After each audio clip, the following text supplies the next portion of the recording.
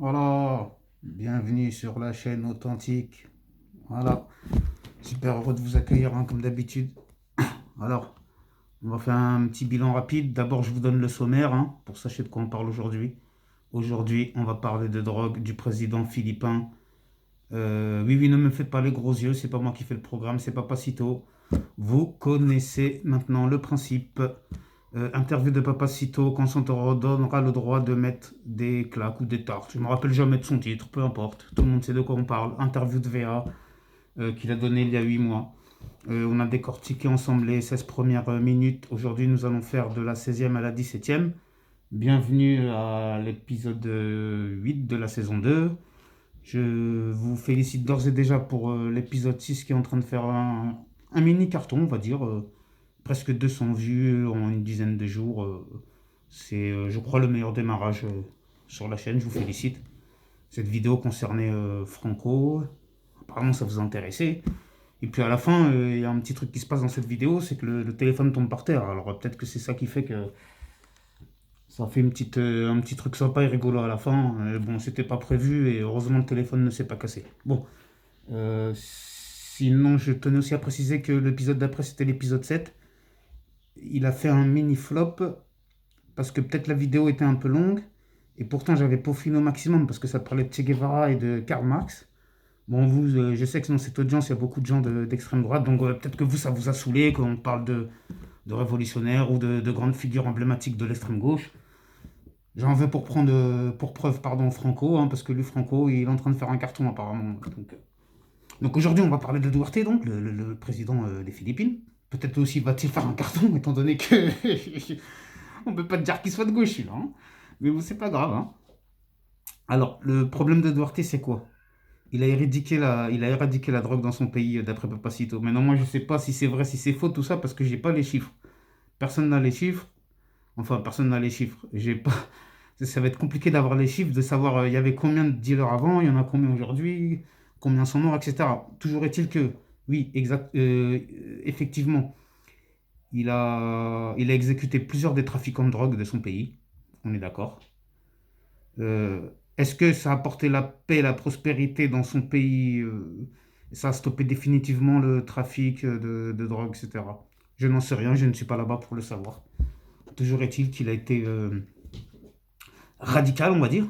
Mais le problème de Papacito, c'est que lui, il félicite le président philippin en disant oui, grâce à ça, bon, ok, il a diminué d'un quart sa population. Déjà, il exagère quand il dit un quart. Je pense pas qu'il y avait un quart de dealers et de consommateurs dans le pays. Ah oui, parce que le président Duarte, il s'occupe pas que des vendeurs, il s'occupe aussi des consommateurs. Et il prenait cher. Hein. C'était soit des prisons, des peines de prison de malade, ou soit c'était exécution directement. Hein. C'est pire qu'un taliban, le gars, il rigole pas. Bon, bref, toujours est-il, pour rester dans le sujet hein, qui nous intéresse, Papacito nous dit c'est bien, parce qu'il a éradiqué le problème. D'ailleurs, on ne parle plus de lui pour ne pas le prendre en exemple. Mais heureusement qu'on ne le prend pas en exemple. Tu veux quoi, Papacito? Qu'on fasse pareil en France? Qu'on prenne les dealers que... Déjà, on n'a pas le droit, déjà, dans la loi, il faudrait refaire la Constitution. Il faudrait rétablir la peine de mort, etc. On ne peut pas appliquer ça en France. Déjà, premièrement. Et deuxièmement, même s'ils pouvaient l'appliquer, ceux qui nous dirigent, ils ne le feraient jamais. Pourquoi ils ne le feraient jamais? Je l'ai dit dans plusieurs de mes vidéos. C'est pour ça que je vous dis à chaque fois, essayez de regarder toutes mes vidéos. Hein. Moi, je ne vous dis pas ça pour vous manger le cerveau, machin. Parce que essayez de regarder dans toutes mes vidéos parce que moi, j'ai pas envie après ensuite de me répéter, de redire à chaque fois les mêmes choses dans les vidéos. Mais le trafic de stupéfiants, on est d'accord que ça arrange l'État. Ils achètent la paix sociale avec le trafic de stupéfiants. Ils achètent la paix sociale avec le RSA, etc. Ils achètent la paix sociale en nous donnant des miettes aux ascédiques, là. Avec tes 800 000, 900 000 euros, là, aux ascédiques. Ils achètent la paix sociale, même avec le SMIC lui-même, ils achètent la paix sociale. Et le trafic de drogue, bien sûr que non, ils vont pas l'éradiquer.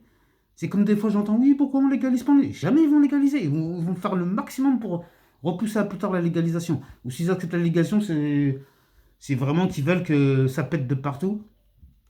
Parce que les gens, maintenant, qu'est-ce qu'ils font pour s'en sortir? Dès qu'ils n'ont pas de diplôme, ils n'ont pas d'emploi.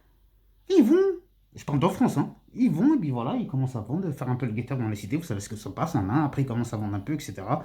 Et puis après, voilà. Mais détrompez-vous, ne croyez pas ce qu'on vous dit à la télé. Un petit dealer de cité, il va gagner quoi? Ou un petit guetteur, 1000, 2000, maximum 3000 euros par mois. Vous croyez que les gens ils sont riches avec 3 000 € par mois? 3 000 € par mois, c'est juste un moyen de subsistance. Surtout quand vous êtes jeune, vous avez 20, 25 ans. Vous pensez même pas à capitaliser, mettre de côté. Certains qui sont les plus malins, ils réinvestissent tout, après ils montent dans le truc. Mais la plupart des gens, qu'est-ce qu'ils font? Ils sont dans la société de consommation, ils consomment. Ils achètent des casquettes, des machins, ils achètent des vêtements, ils achètent des... Moi, quand j'étais plus jeune, voilà, j'ai fait ce genre de conneries comme beaucoup de gens, comme beaucoup de...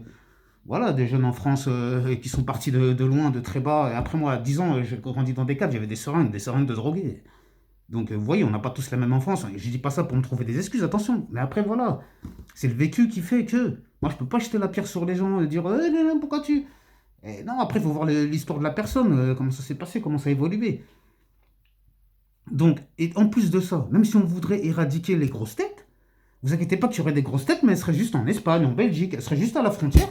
Et puis, ils enverraient les petites mains se faire zigouiller en France, et puis ils seraient tranquilles. Donc, Papacito, s'il te plaît, arrête. C'est pour ça que des fois, je dis, Papacito, c'est un peu le Bigard 2.0, quoi. C'est le nouveau Bigard. Et bah 2.0, bah j'ai tout dit en l'appelant comme ça. Je suis désolé, hein, c'est un peu péjoratif de dire ça, mais je suis obligé, je suis obligé. Je sais, ça va pas vous faire plaisir la fachosphère, mais qu'est-ce que vous voulez que je vous dise, moi? Bon, je vais devoir un peu m'arrêter pour pas être trop long, parce qu'apparemment vous aimez pas les vidéos trop longues. J'espère que j'étais bon pour vous dans cette petite vidéo, ce petit épisode. C'était compliqué pour moi de faire plus. C'était juste pour dire que la solution de RT, c'est pas une solution en France, et déjà elle serait inapplicable. Donc ça sert à rien de prendre en exemple ces gens-là. Qu'est-ce qu'il y a? On veut quoi? On veut une république bananière ici? On veut quoi? On veut un pays à la Poutine où il y a un dictateur, il est là à vie. Bah dans ce cas-là, vas-y, bah c'est bon, alors c'est moi je prends le pouvoir et vas-y, je suis votre dictateur et taisez tout le monde se tait. Attention, vous m'écoutez tous. Hein. Non, mais non, ça ne peut pas se passer comme ça se peut pas. Enfin moi je sais pas. Donc, je suis obligé de m'arrêter là parce que sinon la discussion va être trop longue, ça va vous saouler. Bah, j'allais dire liker, partager tout ça, mais vous, on dirait que vous allez avoir une crampe au doigt, on dirait que ça va brûler le doigt, ou vous salir le doigt de vous abonner à un islamo-gauchiste, un black en plus, attention, ouah. Eh, oh, oh, oh. Que vous voulez ou pas, on est dans le même bateau. Appuie sur abonner, c'est là, juste en bas. Et puis voilà. Parce que vous êtes là, vous regardez mes vidéos, moi je veux bien, il n'y a pas de problème, ok. Bien sûr que ça fait monter ma chaîne. Mais vous abonner, ça vous coûte rien et au moins ça me permet d'essayer d'élargir un peu mes idées, les opinions, les débats, etc. Et tout le monde sera gagnant. Allez, je vous remercie, restez authentique. À bientôt, j'essaie de faire mon maximum pour vous envoyer rapidement beaucoup de vidéos de qualité et d'essayer d'être toujours au top, même si je ne monte pas au top, de garder au moins ce niveau-là. Allez, je vous remercie, à bientôt.